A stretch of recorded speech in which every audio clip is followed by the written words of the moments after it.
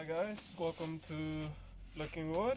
Today we'll be doing some spring cleaning, which ideally should have been done by fall, but time was of the essence. So I'm gonna clear some of the beds and get to it. As you can see here, the plants, the peppers from last year have died off, but they are still pretty well grounded in the soil.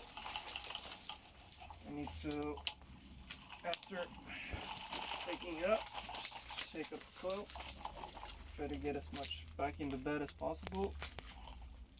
And now it's 12-14 degrees at night, so we can start to put the plants outside to get them hardened off and get them ready to put in beds. A little mistake that we did last year was we thought putting down, as you can see here on the top of the soil, we made beds, and in the bottom we had some layers of cardboard followed up by logs and twigs and some grass clippings to compost over time.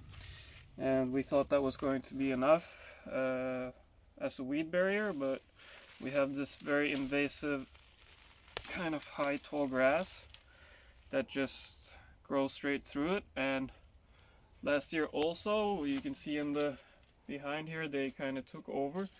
We had a aphid problem, but not on the chilies, on these reeds or on this tall grass.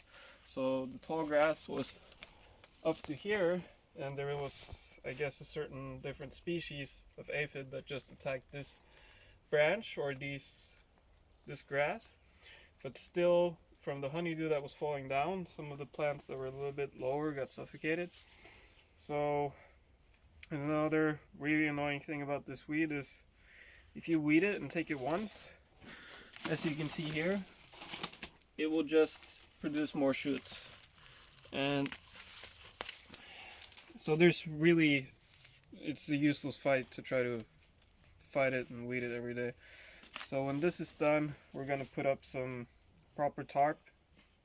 Gonna make a compost tea to kind of reactivate the microbiology and the microbes in the soil, and then cover it with a real weed barrier, and then hopefully that will be enough. So some of these you can see are still pretty big, and guessing this one is going to be pretty all in there. You can see the soil is still dark, and here you can see sign of fungus. So that's a good sign that there is microbiology in the soil. The soil mixture we use is a mix of sphanctum peat and coconut coir, some different soil amendments and perlite, and then we add some wood mulch on top to kind of keep the moisture inside and also decompose over time. And a lot of people say that you shouldn't use wood chips or fresh wood chips as mulch because it robs nitrogen from the soil.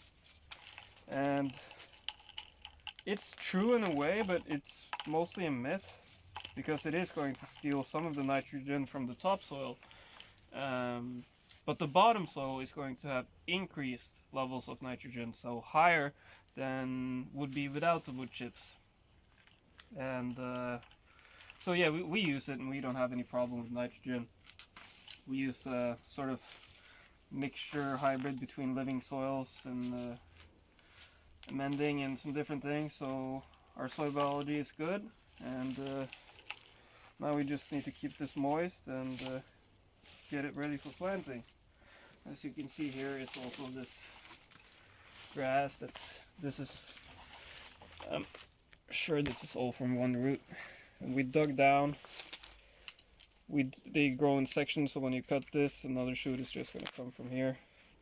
So it's really annoying, but we dug down a big tank, 3,000 liter tank, and the bottom to use for storage of heat that's being generated by the day. and then we were down to almost 2 meters, and you could see on the on the clay floor that the roots of this grass was almost all the way down to 2 meters. So really, there's no point in trying to fight it. And but this needs to get done now. To pull all this up so I can cover the beds, and then let it cook for a couple of weeks. Give the tea, and then we should be ready for planting. So it's really exciting now. Finally, when we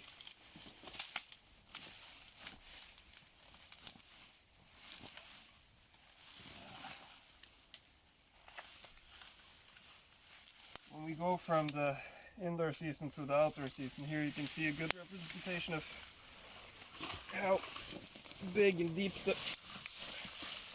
roots got from last year. Just shake the soil off.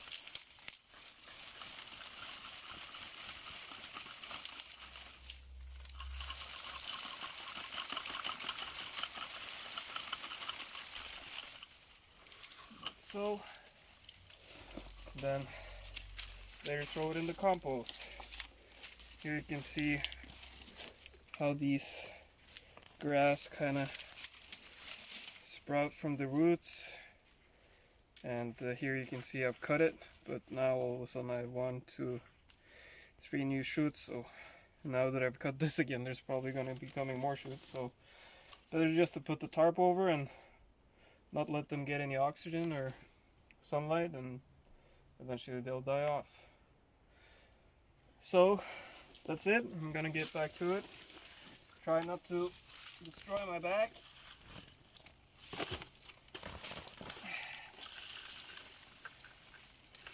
And continue making ready for the new season.